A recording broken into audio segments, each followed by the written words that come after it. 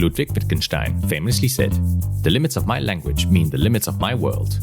The very world of science and research is dramatically shifting with the emergence of generative artificial intelligence.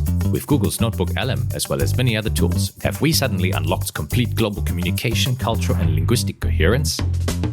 Welcome to the Grand Challengers Podcast, a show about inspiring individuals who are stepping up to tackle the global challenges that our world is facing in their own unique ways. This is a special mini-series on Google's NotebookLM, featuring previous guests from the show and insights into the potential and perils of generative AI in science and research. Join us on not only this little experiment, but also some deeper dives into key topics we have covered on the show so far. From urban nature-based solutions, climate change, urban planning, ecology, livability, and even perspectives on AI in our urban environment as well.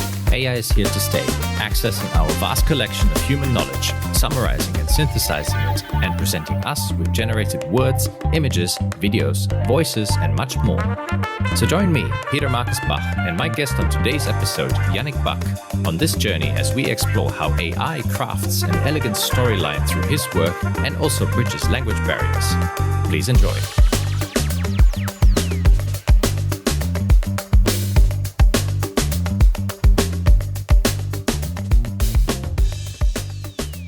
It's good you're not taking pictures or And recording.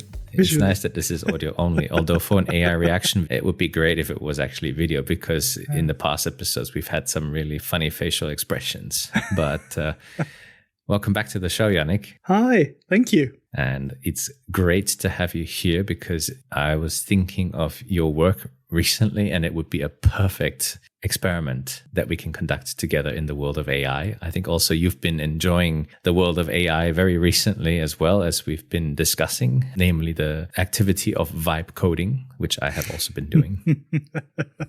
Yes, apparently everybody is somehow exploring AI. Well, it has been long since we've had your episode, but how have you been? Good, thank you. Yeah, it's been a while.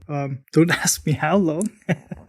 It feels like forever. But yeah, that's not the case. But yeah, I'm all right. I'm good. Things keep on going. Including the vibe coding? Yes, that's one part. So coding wasn't really on my schedule for quite a long time. It's becoming more and more part of it. So vibe coding is now, I mean, I did it before I learned what vibe coding was supposed to mean. So, but yeah, it's all right. So listeners, welcome back to another episode of this mini series. And here we try to figure out how well a large language model, namely Google's NotebookLM, can explain our work back to us. And we've had 4 other episodes so far where we've gone into all sorts of experiments. And actually since then, NotebookLM has continuously advanced. So it's almost like a historical timeline of the evolution of the tool as well. But this episode, we're going to do something different yet again. And this time, I'm not actually part of the author's list for any of the papers we're throwing in. But stay tuned for what we have planned.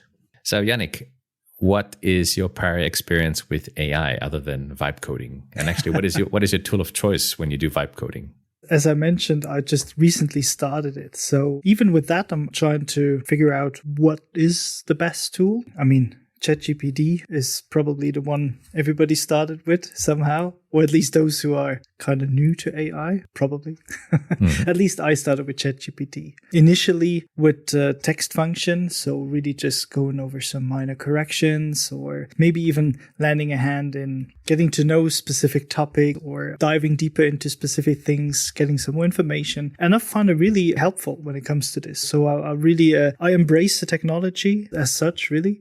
This is mainly what I was using it for now, since I have to handle more and more data sets, larger data sets, and it's becoming a little tricky to handle all of that with the software and everything I was used to play with around. So AI is coming into play, coding is coming into play, and both together helps me getting into coding a little easier and hopefully a little faster than without it. So yeah.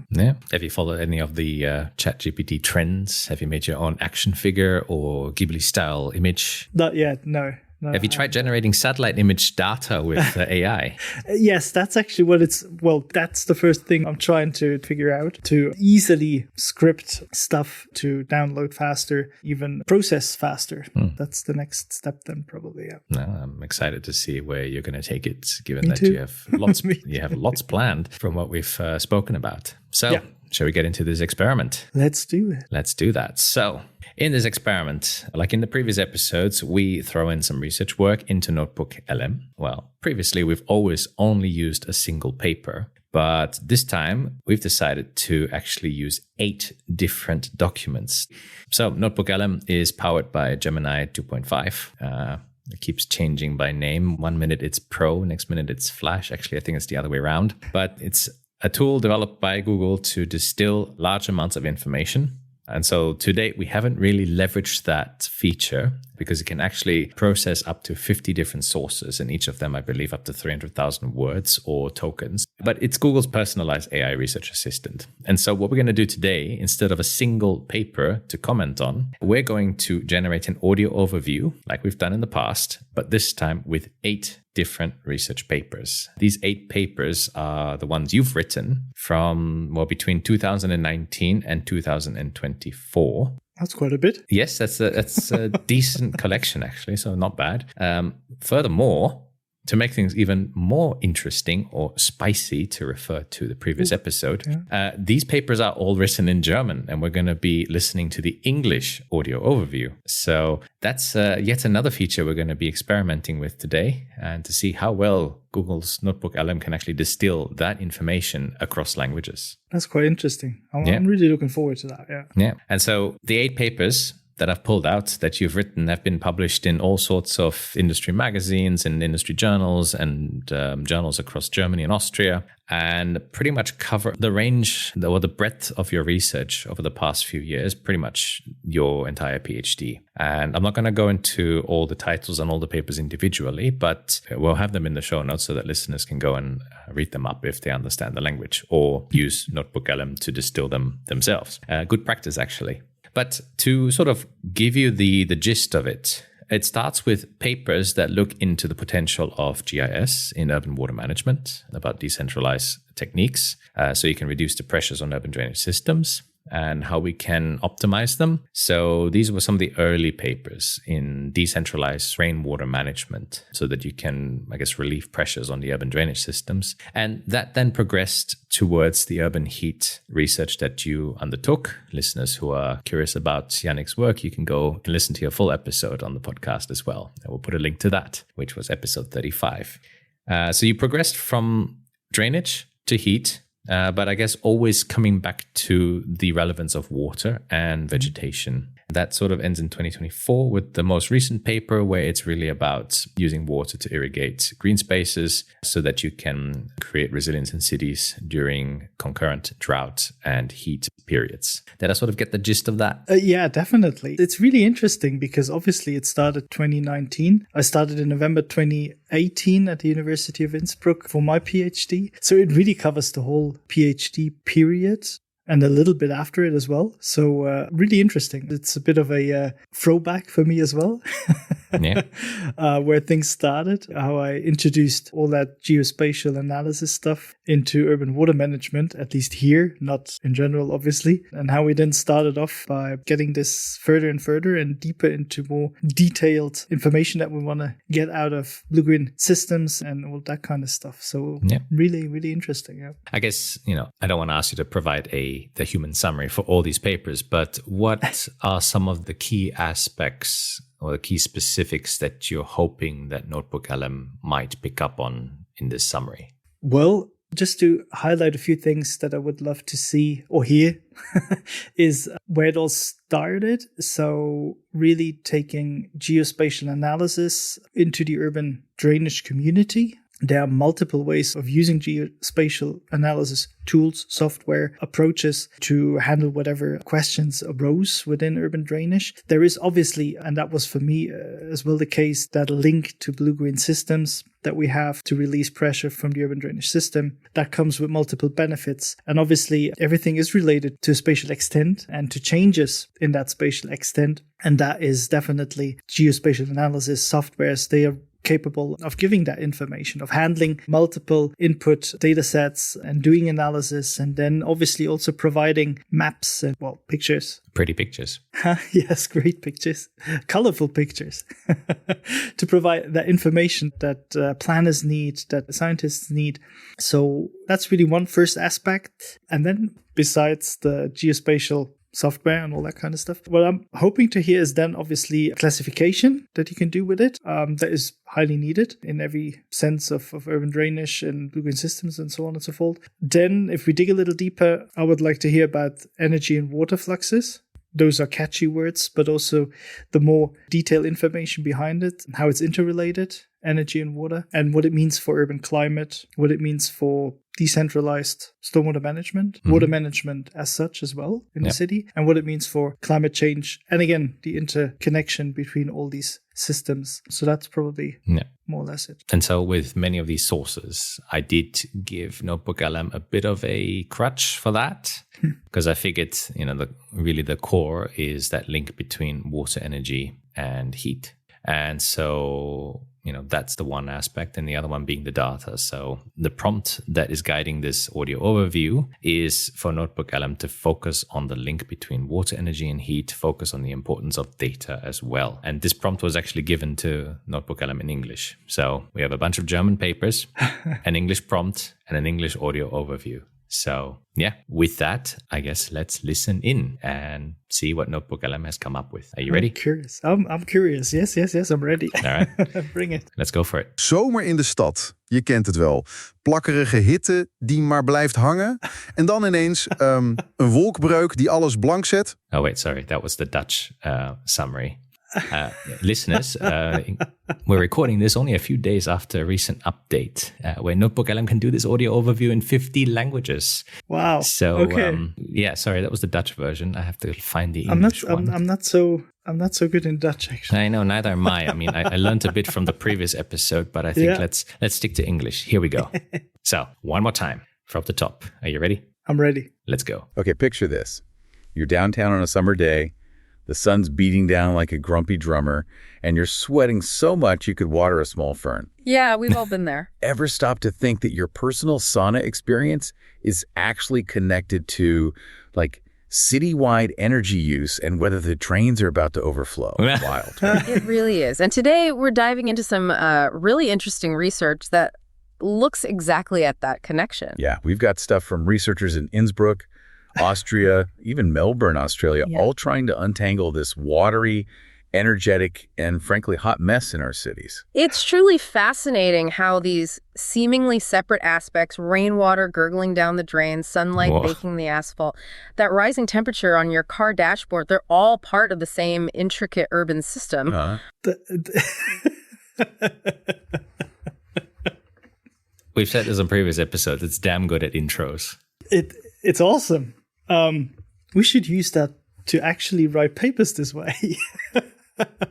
Do you have a personal sauna? Because no, that's something I don't have. Sauna culture is pretty big in Austria, right? Not so much. I mean, not so much as other countries, but yes, you have not really culture in that here, but people do it. Yes. Yeah.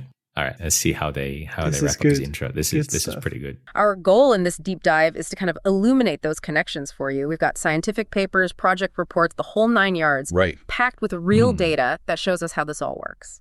Exactly. And this isn't some academics navel-gazing, right? We're talking about real projects where they're actually digging up parks and rethinking how water flows. Real-world applications. We want to give you a clear and hopefully maybe even slightly amusing understanding of how being smart about water can be a secret weapon against urban heat stroke. And why the data is so crucial. Oh, totally. All the data we collect, from satellites that can practically see your sweat to good old thermometers, it's key to making our cities cooler and, frankly, way more livable. This is really good. Can satellites actually do that now? You're keeping track of that? I don't. We have to talk to some military guys. But the catch the sweat probably not. No, but close enough to. If you know in what situation the human being is that you look at, then yes. It'll be a new field: remote physiological sensing. It's pretty insane. But I like how they use the water as a real, let's say, weapon tool to combat. Knowing everything about water, or using your knowledge about water and good water management to then tackle the challenges. That's really good, yeah. I mean, this really sounds like the intro of a secret agent movie. It does. One of these James Bond films, or other spy movies. There we go. Let's continue. Get ready for some aha moments. Yeah, you might rethink that next puddle you step in. Huh. No. Okay, yeah. so where do we start? The big urban challenge. Yeah, I think that sets the stage. The importance of this really comes into focus when we consider the increasing pressures on our cities. More people, right? Exactly. More people living in urban areas means more buildings, more roads, more of what we call sealed surfaces, impermeable stuff. Yeah. And this puts immense pressure on the drainage systems. A lot of them were designed for a different era with far less concrete. Seriously, it's like trying to fit into your favorite jeans after Thanksgiving dinner. No. Something's got to give. Yeah, good analogy. And then, of course, we have climate change throwing a massive curveball. Those super intense rainstorms that seem to come out of nowhere. And the heat waves that just won't quit. Yeah.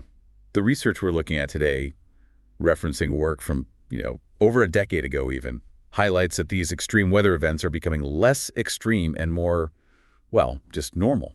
Okay. Less extreme and more normal. I would not go with less extreme, but yes, definitely more normal. Yeah, I guess it's the normalization of something that has previously been regarded as rare or extreme. Yeah, exactly. Yeah. So the extremes are getting normal.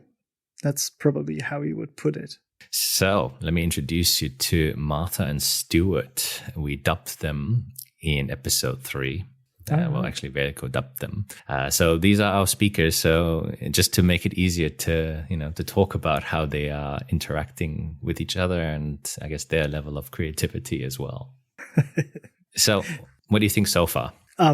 Interesting. Awesome. It's really, it's a pleasure to listen to how they wrap stuff around it and make it extremely, livable, the whole thing. I mean, if I write an introduction, it's not sad, but it's a bit, you write stuff scientifically and hope people catch everything and are interested or getting more and more interested the more they read about it. And here it's like being caught up and being interested upstart. So yeah, it's a really nice way of listening to it. No, indeed. And actually, it's funny hearing them compliment each other about their analogies. That too, yeah. I'm not sure about the jeans part after Christmas, but hey. Has somebody thought about where they actually are? Yeah. Like the setting. Yeah. Where do they sit or stand? Not entirely sure. I mean, they're clearly sitting or standing inside some weird neural network. So. I could just imagine them standing in the city right now. And then whenever they talk about a heat wave or storm or something, I just see it in the back, like just seeing them. Let's see how they continue with this. Okay. But so far, it seems like they're also going chronological. At least they're touching upon the point of drainage first. And water first, rather than heat. And that's also the order in which we summarize the papers, and it's also the chronological order. So curious to see. It's good. They are starting really good. Yes. Yeah. Unfortunately, yes. And connecting this to the bigger picture, all that concrete and asphalt soaking up the sun, that contributes significantly to the urban heat island effect. Well, right, where cities get way hotter than the areas around them. Exactly. Pockets of much higher temperatures. And this has a real impact on our daily lives. Yeah. Higher AC bills, sure, but also serious health risks, especially for the most vulnerable people. So what's the master plan to avoid turning our cities into giant convection ovens? No. I mean, what are people doing? Well, there's a really interesting shift happening, a move away from just big centralized pipe systems. Towards what? Towards what they call green and blue infrastructure.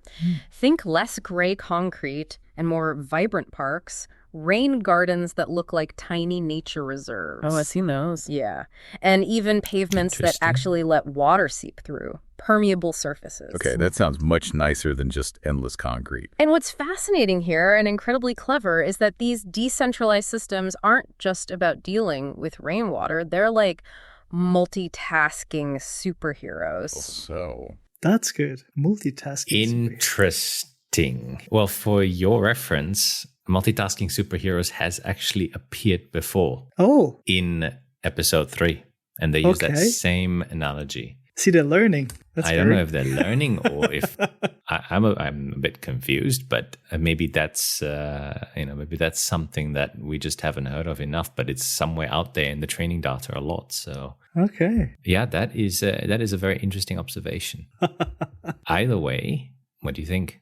So far, so good. I was waiting for the climate change now to pop in, as they mentioned the drainage system first, and the concrete, obviously, the cities that are growing due to the population that is moving to the cities. So I was waiting for the climate change to hop in now and explaining the rest, so to say. Mm-hmm. So far, so good. I mean, from someone who's been following these audio overviews for quite some time now, I couldn't help but notice that weird shift in voice. Almost felt like a third person was in the conversation, but I think that was just a bit of a glitch in the matrix. When? Where? When Martha brought up an example, and then there was the comment, my personal experience comment. I think it seems like Stuart was meant to say that, and there was a glitch in the matrix, and Stuart had a very feminine voice all of a sudden. But anyways, let's see. Mm-hmm. So we've got the multiple benefits. They've touched upon the two dominant aspects, drainage as well as the heat and climate change. So how do they go from here? And are they going to be using and recycling some of the old analogies again? Yeah. Well, they create lovely green spaces, obviously. They offer much-needed shade. They help water soak back into the ground, which is good for groundwater levels. Mm-hmm. And crucially, they boost evapotranspiration. Okay, remind me, that's like plant sweating, right? Basically, yeah. As water evaporates from leaves and the soil surface, it actually cools the surrounding air. It's like nature's air conditioning. Nice. It's all about trying to bring a bit more of the natural water cycle back into our urban jungles. Mm-hmm. Okay, so we know the problem's heating up, literally. And some cool solutions are emerging. But how do scientists actually, get a handle on what's going on across a whole city? It seems massive. It is. And this is where some seriously cool data wizardry comes in. Data wizardry. Part. Exactly. They use things like color infrared, CIR images. These are special aerial or satellite photos. Okay. And from these, they calculate something called the Normalized Difference Vegetation Index, or NDVI for short. NDVI. Wow. Sounds like something out of a sci-fi movie, right? It does a bit. NDVI. Yeah, it does sound like. Mm-hmm. Okay. Are they hopping straight in? I wasn't expecting it to go that quick, that deep. So from we need data to the NDVI. But yes, that's good. It's awesome. I like it. I mean, from my own opinion, I think they must have been listening into the first episode of this mini-series, because Lucas and I were very disappointed that they didn't even talk about the NDVI. So they must be making up for that now. Okay. Well, I mean, probably we have to give them that. Within those 8 papers that you provided them, that NDVI is popping up quite often. That's true. I guess it's been one of the closest indicators you've been working with in a lot of the data. That's correct, yeah. So it's not the only one. Maybe we should add that. I don't know if they will talk more about that, but it's not the only indicator, obviously, that you can get out of satellite images. The CIR that we use, the color infrared images, and then especially the NDVI, that's what we were focusing on. Yes. Yeah. So but I guess makes sense. To give an actual number, so 8 papers, 3 of them were really about the rainwater management, and I guess 3 of them would even 4, I think about 3 to 4 of them were deeply embedded in the urban heat. And then you had 1 and 1.5 that's more the mix of both. And so NDVI would have popped up in about 5 of 8 of them. Yeah. And so hence makes discussing sense. important parameters like this, which has also been key to your work, makes sense.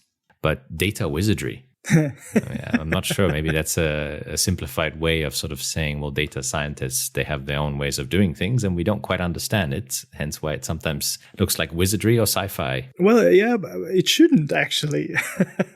So science should stay grounded and explainable. Yeah. So the question is whether that's, I guess, a useful word in broader communication of science, or whether maybe it's something that we understand as a society, that there's often a mystery behind it, but we try to demystify it. I mean, that's what we get always. What are you actually doing there in science, right? Exactly. So we're trying to explain everything, but nobody's understanding it except for our own. Yeah, true. Let's keep going. But in essence, the NDVI is like a health score for vegetation. A health score. Yeah. Healthy, thriving plants reflect near-infrared light really strongly, which our eyes can't see, but these CIR images capture it. Oh, okay. Think of it like spatialized photography that makes healthy plants really pop in the images. The brighter the pop, the higher the NDVI, meaning healthier vegetation. So they use mapping tools, like ArcMap you mentioned. Right. Tools like ArcMap let researchers create these detailed Actual maps product showing names. where the green spaces are, how lush they are, and by contrast, where all the heat-absorbing sealed surfaces like roads and buildings are. And they adjust for stuff like rivers and buildings. Yeah, they fine-tune it. They mask out water bodies and building footprints to get a really precise picture of the ground cover itself. Right, so a high NDVI score, that's your happy, well-watered park. Exactly. And a low score, probably that scorching parking lot where you could fry an egg in July. Oh, wow. Much, yeah. And then, Okay. get this, Great they take this example. NDVI data and combine it with information on Siedlungsstrukturtypen. Okay, German word alert. What's that mean? Hey, Yeah. It basically translates to different types of urban layouts or settlement structure types. Think residential areas with gardens versus dense downtown blocks versus industrial zones. Ah, okay. So the type of neighborhood matters too. Definitely. That's good. That's good. so Okay. what was that word again? Can you say that word? Siedlungsstrukturtypen. So it's basically really the types of, well, how do I explain it in short? Urban typologies, I guess. Urban typologies is probably the word we're looking for. Yeah. I mean, it works for us because we understand German, but I guess for someone who's unfamiliar, what impressed me was that they picked up on the German word. Yes. Now, Yes. I've done audio overviews for foreign documents before, and sometimes they will use the terminology in the other language without any regard of translating it. Yeah. So, and in the previous episode, we saw how it was using Dutch words, but actually translating them as they went. Okay. With an American accent, which just made it all the more amusing. So, yeah, I'm quite impressed that it's also cautioning the listener for important terminology. Yeah, definitely. Also, the NDVI is correct. So the higher, the more healthier. It is an index for the vegetation. We use it because it has a lot more information behind all that. That's what we maybe hear a little later. Let's see. And then obviously the lower the score, the closer you get to the concrete and all the sealed surfaces. So that's right. That's the heat trap then. The more likely you can fry an egg. Yeah. Maybe we have to refine the scores that we give to those surfaces and the index. Yeah. No, that was really good. Impressive. Yeah. And so let's see how much more it can impress us. It's already done quite a bit. Yeah. They overlay these two data sets, the vegetation health map and the urban structure map. Imagine layering a map of all the apartment buildings with a map of all the parks. That's the kind of insight they're getting. There's a figure 3 in one of the papers that shows this visually. Oh, it's boy. quite clear. In Why one combine of the them? papers. What does that tell you? Well, this combination is really powerful. It lets researchers connect the physical structure of the city. Is it mostly houses with gardens or mostly industrial complexes with the amount and health of its green spaces and the extent of its paved areas? Okay, I see. So you know what kind of area is green or paved. Precisely. And this detailed analysis, as Guter pointed out some years ago, is absolutely crucial for accurately predicting how rainwater will behave. Where will it run off? Where might it cause flooding? Got it. And we've even got some specific numbers for Innsbruck, right? We do. For their study area, these different urban development types cover about 52% of the city. Okay. Within that developed area, a whopping 31% is sealed surfaces, roads, plazas, parking lots, and that doesn't even include buildings. Wow. Nearly a third just paved over. Yeah. Another 23% is buildings. That leaves only about 46% as green space. And is that green space like good quality green space? Well, according to their NDVI analysis, only about 34% of the total developed area shows a high vegetation signal, really healthy, dense green stuff. Okay, so less than you might think. Right. And just to give you a taste of how detailed they get, one figure, figure 4, highlights a specific type. Büro, Verwaltung, Handel und Gewerbe, kein Oh my Wohnen. God. Let me guess. Office, administration, commerce, industry, no houses. You got Thank you for the that translation. specific type makes up 8.5% of the city's developed land. Okay.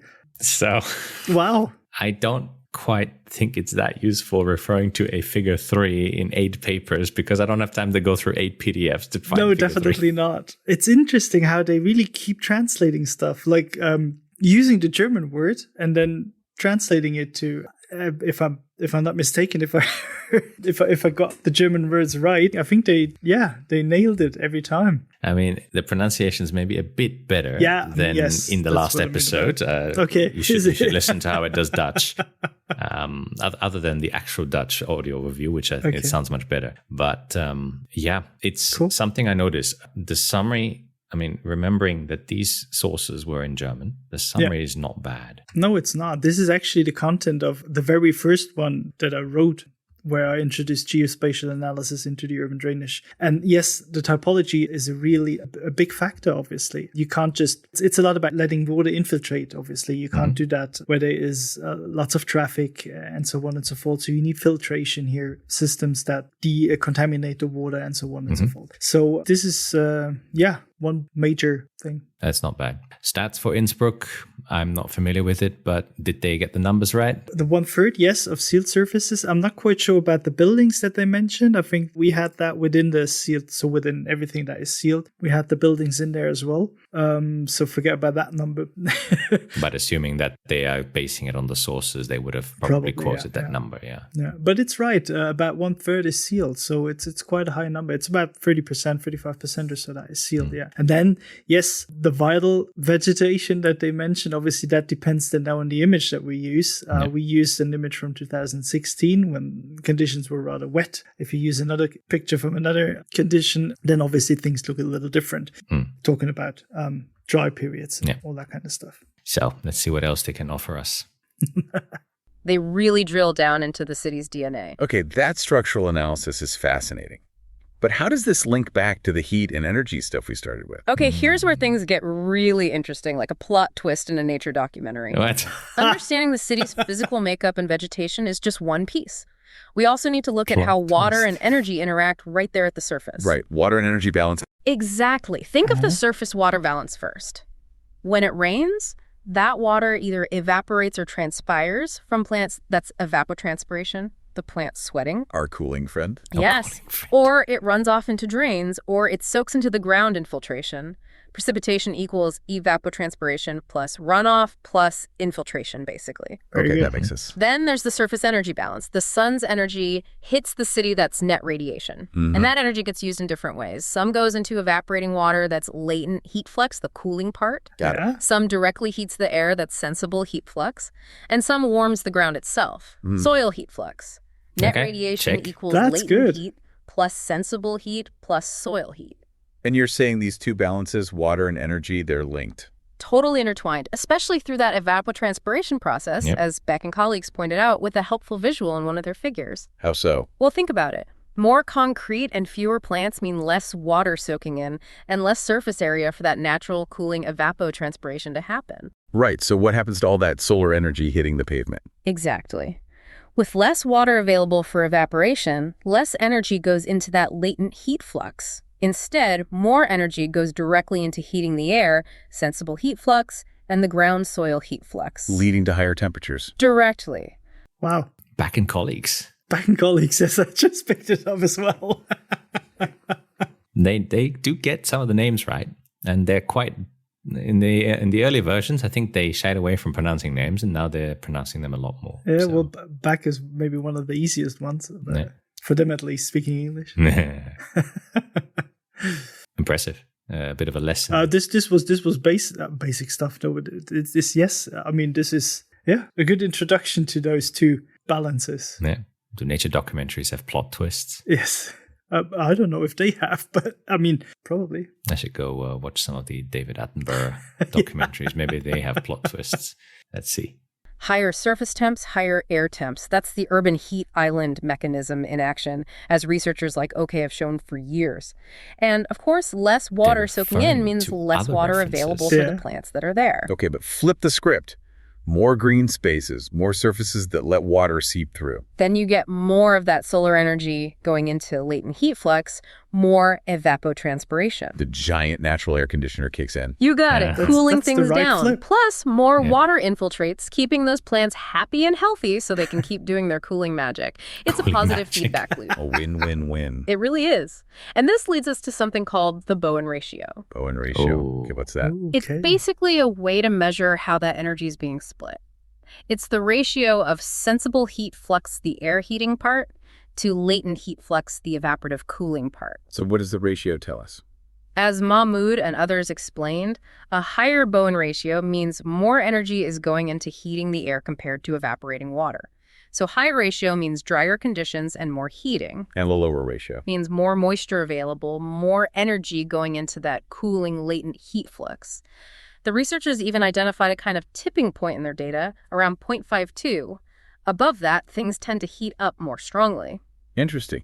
And you mentioned soil heat flux too, the ground warming up. Yes, and we can't forget that sneaky soil heat flux, the heat absorbed by the ground during the day doesn't just disappear at sunset. It radiates back out. Exactly. It radiates back out, contributing to that urban overheating, especially at night. It keeps the city warmer even after the sun goes down. It's like the city's got a memory of the day's heat. That's sneaky. Sneaky heat flux. So, I mean, it's they good. Beautifully illustrated it.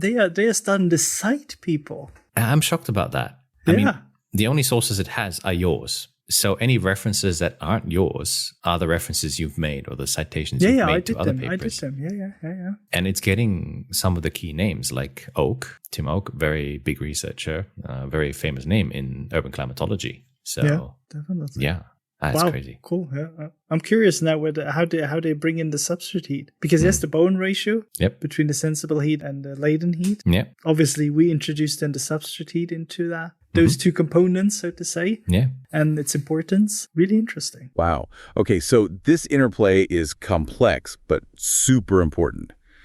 How is all this fascinating data actually be used? You mentioned projects in Innsbruck. Right. Let's look at how they put this knowledge into practice. The researchers we've been drawing from were heavily involved in some really innovative projects there. ConQuad, Cool, INN, Coolympia. Catchy names. Yeah. These projects all focus on analyzing and then actually implementing decentralized water management and that green-blue infrastructure we talked about. Would you like to take a moment to pronounce these projects properly? Well, one was close. That was ConQuad, Consequences of Adaptation Measures. That was one of the first one that was involved. The other one is Cool In. In is referring to the In River, actually. Cooling, well, it stands for itself. What was the other one? Cool In. Is it Coolymp already? Coolymp, yeah. Probably, yeah. That's a follow-up project of the Cool In project. Referring to the coolness again. This time it's in the Olympic district that they built a couple of decades ago during the Olympic Winter Games. Ah, yes. Winter Games it should be, yeah. And then that's where that name then comes from, yeah. But those were the Coolin and Coolymp were those two projects where we were involved in really redesigning urban parks and districts, yeah. Interesting pivot all of a sudden to the practical. But, yes. We'll put links to the projects in the show notes so that you can read more about these projects, listeners. Specifically to fight the heat islands. Exactly. And importantly, they got funding from the Austrian Climate and Energy Fund, so this wasn't just theoretical brainstorming. It was about making real-world changes. How do they figure out where to make changes? Well, they use modeling tools, one called Dance for Water. Sounds like a Zumba class. That's a very old one. Not quite. That's an old one, it's actually a sophisticated computer program for simulating how cities develop and how different water management strategies might impact things like heat buildup. So it helped them pinpoint hotspots. Precisely. They identified areas prone to overheating, and then they layered that information with their analysis of the different urban development types, the Siedlungs, whatever. Siedlung structure type pen. Got it. Right. And to figure out how effective different green solutions would be at, say, reducing stormwater runoff, they used another model called SWMM. Okay, lots of modeling. What kind of data feeds into these models? The whole process relies on incredibly detailed data. High-resolution aerial photos, satellite data giving them detailed terrain maps, digital elevation models, and those infrared images that can literally see your heat. favorite. Wow. All crunched using powerful GIS software geographic information systems like ArcGIS or Saga for all that spatial detective work. And as we mentioned, that NDVI index is a key tool for flexibly classifying all the different surfaces. Okay, let's make it concrete. Can we look at a specific example? You mentioned a park. Yes. Let's zero in on the Ing, Etzel Park in Innsbruck. This was a key case study in the Cool IN project. But what was the location? I think they wanted to say it in German, right? I don't know. You have to tell me. You know those things. I did not really get it. That was a bit too much. Well, I think Martha also gave up on the German halfway around because she couldn't pronounce the term. What was it? Siedlungsstrukturtypen? Yeah, that was the first one. Well, that was quite, I mean, for somebody who has heard it before, you could probably hear it, but interesting. Interesting. So yeah, I guess Dance for Water. Dance for Water. I haven't heard that name in years. I actually worked on that when I started my PhD. It was a big project. We developed this big model that integrated many different aspects. Yeah. And I guess that came in early in the work that you did. Yeah, very early.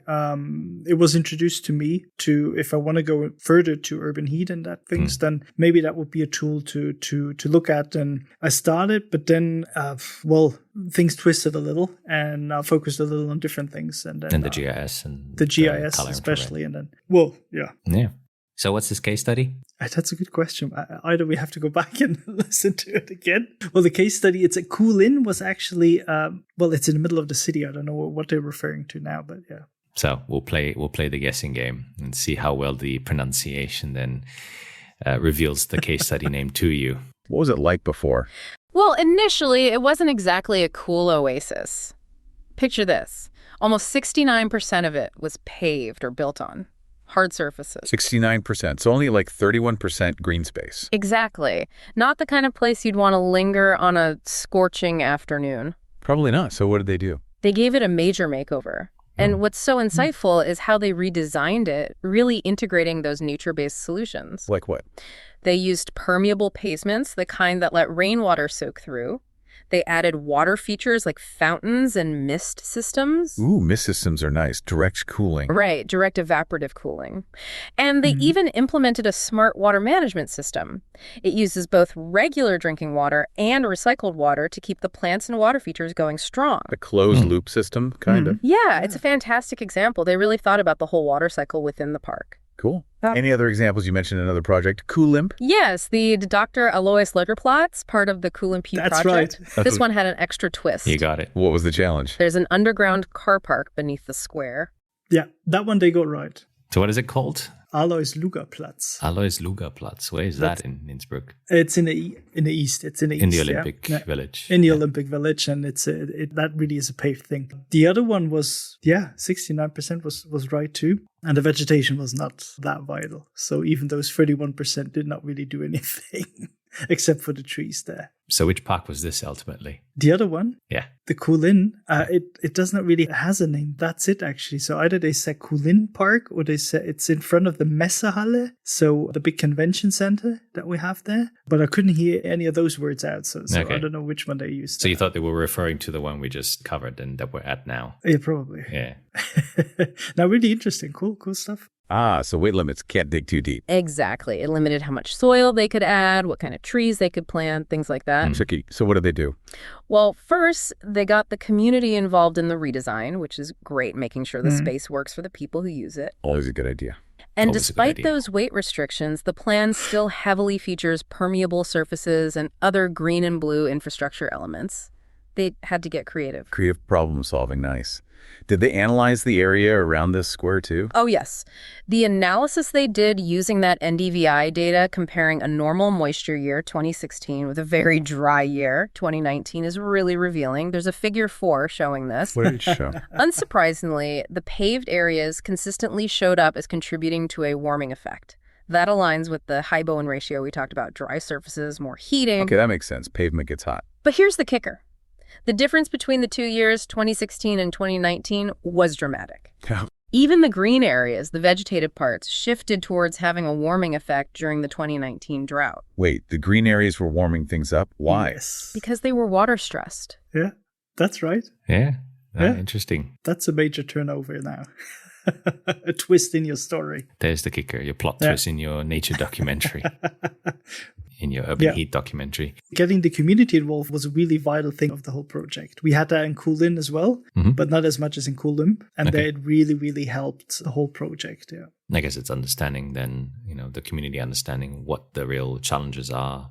That is one major thing, yes, definitely. And getting things to them in a simple way as well. And also appreciating the result of it and being even able to more, take some even more. ownership. Yes, the more they're involved, the more they appreciate it, the more they stand behind it, the more they ask questions, and so on and so forth. It really, really nice. Yeah. Without enough water, those plants couldn't perform their natural air conditioning job, that evapotranspiration. Their cooling system basically shut down. Wow. So thirsty plants don't cool us. Exactly. No. Figure 5 tracks the water content in the vegetation using NDVI, and it shows that significant drop in 2019. I tell you, this, and the other thing I'm noticing is they love their figures 3, 4, and 5. Yeah. And I can't say it's actually helpful. So other than the brilliant summary they're doing, I feel like referring to these figures requires you to then have these papers with you. And when you have 8 sources, how do you know which one to look at? And yeah, that's a bit hard. They can always improve. Yeah. Let's see, maybe next time they not only say figure 2 or figure 3, but they add, I don't know, the page number and the exact paper they have it from. Yeah. What is impressive is that they're talking about what they're seeing in the figures, which is quite amazing. But usability of the work, it requires then going back into it and trying to understand it. I guess they're taking it from the caption, no? Yeah, I guess that's also a possibility. Yeah. We've got about 5 minutes left in this, so let's see what they can offer us in the last 5 minutes. They've done quite a good job so far.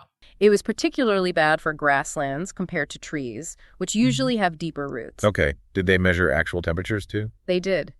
Air temperature measurements from August 2022 at that square and a nearby park, shown in figures 6 and 7, really drive this point home. Yeah. Get this. They're going to drive the me dry crazy grassland actually recorded higher near-surface temperatures than even the sun-baked paved areas nearby. No way. Hotter than pavement. In some conditions, yes.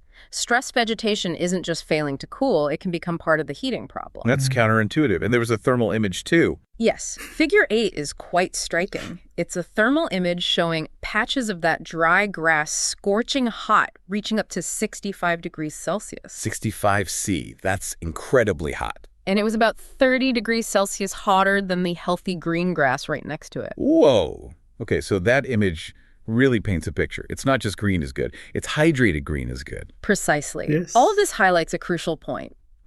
Even the best designed green infrastructure needs a reliable source of water, especially during those increasingly frequent and prolonged droughts we're seeing, as Back and his colleagues emphasize in their more recent work. It's not enough just to plant stuff. You have to be able to water it. Exactly. And it's not just a little sprinkle we're talking about needing. Oh. A theoretical look at Innsbruck's overall water supply versus the demand for irrigating all its urban green spaces. This is figure 1 in their 2024 paper, shows something quite stark. See, they starting. They are starting. They're getting better. I think they heard us. Literally just heard us. Actually, no. I mean, this has been pre-generated, but maybe they anticipated what we were going to say. I really like how they are doing this. I really like how they're building up the story. Mm-hmm. Honestly, I would never have told the story this way. Yeah. I mean, you know me. I'm digging far too deep every time I start talking about something. This is really good stuff. I really like it. I mean, it's, for example, the NDVI explanation. They spent a good amount of time there because that came into play later on. And it allowed them to then, in a way, talk about it very easily without having to explain it again and again. Yeah. I mean, they're really keeping, they have that picture, water energy and the water demand and the drought and the climate change and so on and so forth. So they're really bringing it that way. And then they come up with the methodology. What did they use? You have the NDVI and so on and so forth, the Bowen ratio, and then the practical stuff. I really like that. I mean, this is part of those papers in German that we published. We got more into those practical projects that we were involved into. And it's an awesome correlation here where you really put things into practice. And then, again, the measurements that we did, that was impressive too. I really like that one. So it feels like it's really painting a big picture of all the work that went into these various papers. And even though they each had a focus, they've somehow strung it together into a full narrative that you're pretty satisfied with. Yes, up until now, definitely. Yeah. So let's see how they finish it up. What does it show? Even in normal conditions, there isn't really enough easily available water to adequately irrigate everything green in the city. Seriously, even normally. Yeah, and that water deficit just explodes during hot, dry periods. Their calculations suggested daily water consumption for irrigation exceeds the sustainable supply by something like 32%. Wow, a third short. That's like trying to host a barbecue and realizing you're a third of the hot dog short. Someone's going to be unhappy. Yeah, exactly. And figure 2 from that same paper really shows the consequences visually. I'm hungry What's now. in that one? You can see photos of a poorly irrigated park deteriorating during a drought, side by side with data showing the soil moisture plummeting and surface temperature soaring. So the park basically gives up. It's a clear picture. Dry, stressed vegetation loses its cooling ability and can actually make the surrounding area hotter. Okay, so this water supply issue is a huge deal. What's the smart way forward then? Just use more water. Well, not necessarily just more water, but smarter use of it. They're developing a really ingenious modeling approach. Using satellites. Yes, using data from the Sentinel-2 satellites to monitor evapotranspiration, that plant cooling process across the entire city. All right. Figure 3 shows this concept. So they can see from space where plants are managing okay and where they're struggling. Essentially, yes. It allows them to track the impact of drought on vegetation health at a large scale. Think of it as having a citywide moisture stress sensor up in space. That's clever. How does that help? Well, this kind of detailed vegetation monitoring, maybe combined with sensors on the ground too, can then inform really targeted and efficient irrigation strategies. Wow. I feel like Martha's doing all the explanation, and Stuart, once again, listeners, if you remember episode 3, is just there for comic relief. But he's doing a great job. Or he's really It is a translating. problem. It is a problem standing in front of the barbecue, realizing that you not have enough meat. Is that from experience? Yes. I just got a barbecue recently, so I kind of haven't gone into that problem yet because we always stock up on meat. But yeah. No, it's something that shouldn't happen. Really good again. I mean, figure 3 is really, I don't know how many. This is their habit. But you know what? I'm just going to add the quote, a picture says more than 1,000 words. Maybe that's what they're basing Figure 3 says their more training than on. 1,000 words. Yeah. Figure 3 says more than 1,000 words. No, it's good. They are referring to one of the things that we did. Just a quick analysis that we had on Innsbruck on how much water is available, how much do we need for all the basic stuff, people doing their showers and so on and so forth. So the water that you need, the water management that you need for your city, and then on the other hand, what would you need for the green spaces? How much green spaces is there right now? Yeah. How much water would you need right now to irrigate everything, especially during the dry periods? And we really found out that it's definitely not enough water. Yeah, that's true. And yeah, coming very close to the conclusion of it, it seems like they're really starting to wrap it up as well. Let's see. To finish it up. Let's see if there'll be another figure. So, okay, this time we're going to prepare and we're going to anticipate this. So they're on your 2024 paper. So they've gone chronologically, which is nice to know. Yeah. The 2024 paper, I'm sorry to say, only has 3 figures. So we're likely to not hear any more figure references. But nevertheless, let's see what happens. So you only water where and when it's really needed. Exactly. It allows cities to conserve precious water resources while ensuring their green spaces stay healthy and keep providing that vital cooling effect. It's about being smart and precise with our water, not just opening the floodgates. Okay, that makes a lot of sense. Data-driven watering. You got it. All right, let's try and bring this all together then. We've covered a lot of ground, from sweating downtown to satellites in space. We have indeed. So the big picture here seems to be that, yes, embracing decentralized water management rain gardens, permeable pavements, and planting more green and blue infrastructure is absolutely essential. It helps keep our cities from overheating and takes pressure off the drains. Definitely a key strategy. But, and this seems like a major but, these solutions are only as good as the water supply that supports them. That's the crucial link. And that supply is becoming increasingly precarious because of, well, climate change and more extreme weather. That's the challenge we face, and that's where the power of data truly shines. Right. All the information we get from satellites, from sensors on the ground, from climate models, it's absolutely vital for understanding these really complex interactions between water, energy, and heat in the city. This data allows us to move beyond guesswork and develop effective, science-backed solutions. Thoughtful water management isn't just about preventing floods anymore. It directly influences the energy balance and the actual temperature of our urban environments. It's all connected. So here's maybe a little something for you, the listener, to ponder. How can we, as individuals and communities, better support the collection and use of this crucial data? And how do we advocate for more water-sensitive urban design in our own neighborhoods? to push for these kinds of solutions. Yeah. How do we help build more resilient and livable cities? Maybe next time you see a patch of brown, crispy grass in your local park, don't just walk by. Remember what it might mean. Exactly.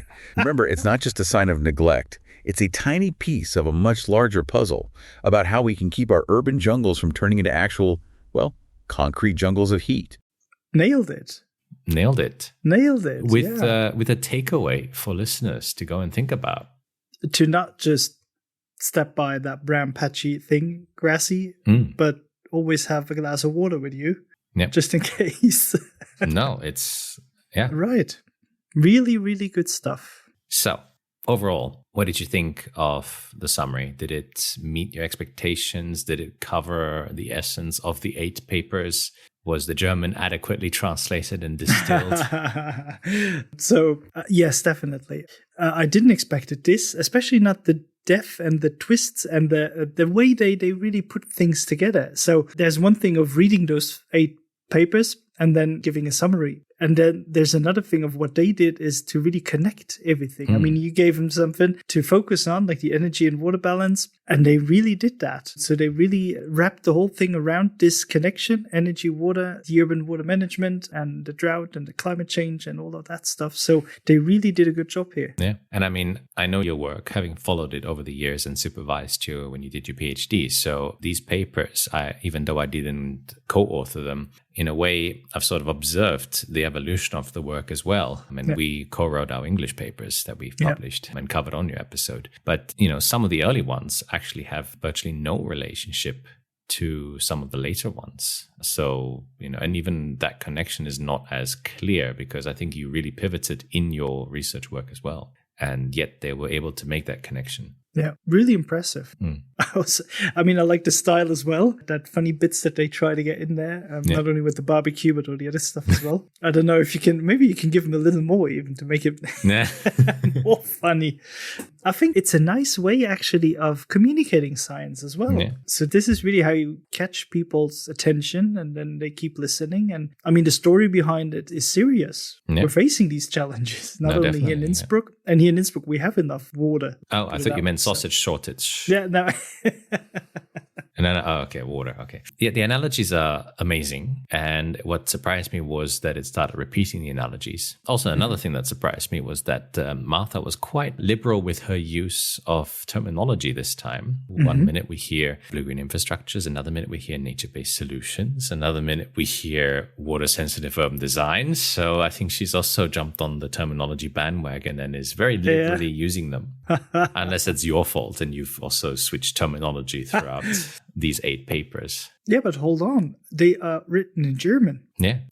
There's not one of those words appearing in there. In German, yes, but not in English. The German translation of that. Yeah. Okay. Yeah, but still. You can directly translate each of them in German. Yes, you can, but yes, okay. Yeah. What's in there is blue-green infrastructure. Yes. I'm not sure if there's water-sensitive urban design in there. Yeah, in the early ones maybe. But not even... Nah. You did collaborate with Melbourne, so... Yeah, I did. So there's a possibility. There's a possibility, yeah. Yeah, but otherwise, accuracy pretty much down to... they were using all your figures, so I guess it can't get more accurate than that. Yeah, Figure 3 did a good job. Figure 3 is MVP here, yeah, definitely. When it comes to the translation... Yes, you can hear it from the summary. It was really good. No doubt about that. And then you have that probably new thing that is popping in where they try to pronounce these German words and then translate them. They probably can work on that. Some of them were good. Some of them I did not really understand. One of them I did not really understand, which is fine. But they kept the language at bay for most of it, which is good. Yeah. All the examples I've heard of this same kind of application, they have used a lot more German terminology. So this was actually pretty good. But I guess it's something to expect. Sometimes you just can't avoid it. No, definitely. Yeah. So if I didn't tell you this was AI generated, would you be fooled into thinking that someone did a podcast on your work? That's a good question, actually.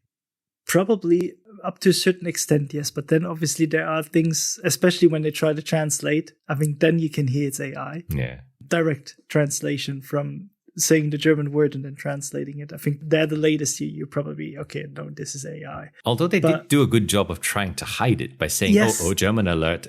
Very casual sort of mention of that rather than that's an innocent translation. Yeah. No, other than that, I would have had a hard time, I guess. Yeah, the power of AI. But where do you see AI going in the future? What would you like to see? And in your opinion, what is the potential of it, especially for research as well? I think if you are embracing it, just like me, at least being open for it, I think then the potential is endless. It's obviously, you have to keep it on track. So use it for the right stuff.